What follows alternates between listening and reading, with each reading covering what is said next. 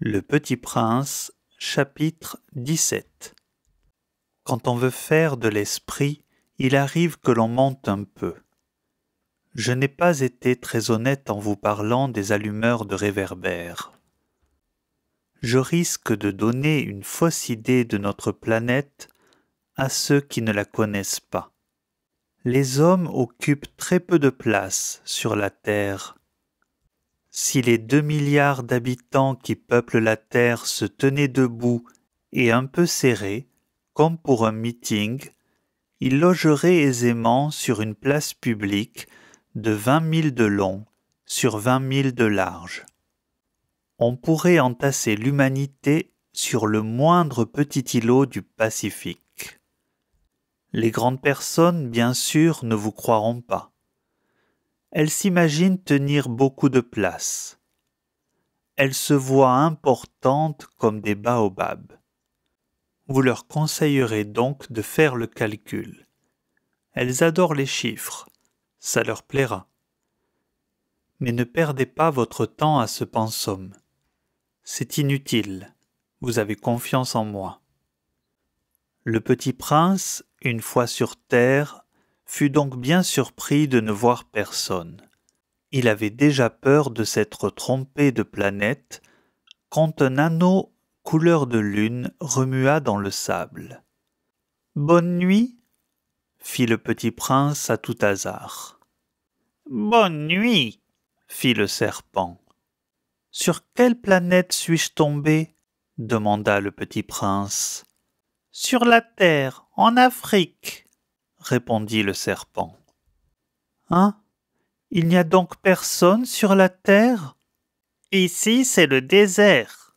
Il n'y a personne dans les déserts. La terre est grande, dit le serpent. Le petit prince s'assit sur une pierre et leva les yeux vers le ciel.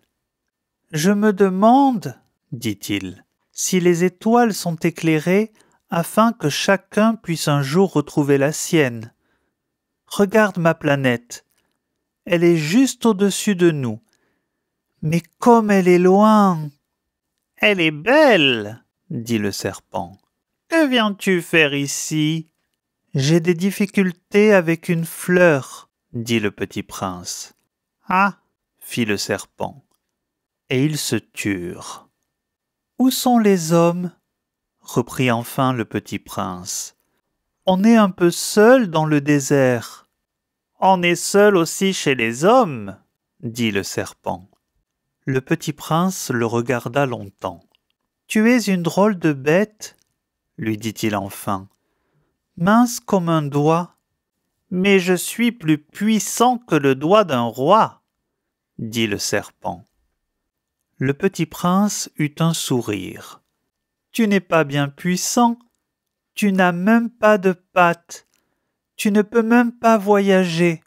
Je puis t'emporter plus loin qu'un navire, » dit le serpent. Il s'enroula autour de la cheville du petit prince comme un bracelet d'or. « Celui que je touche, je le rends à la terre dont il est sorti, » dit-il encore. « Mais tu es pur et tu viens d'une étoile. » Le petit prince ne répondit rien. « Tu me fais pitié, toi si faible, sur cette terre de granit. Je puis t'aider un jour si tu regrettes trop ta planète. Je puis... » « Oh, j'ai très bien compris, » fit le petit prince. « Mais pourquoi parles-tu toujours par énigmes ?»« Je les résous toutes, » dit le serpent.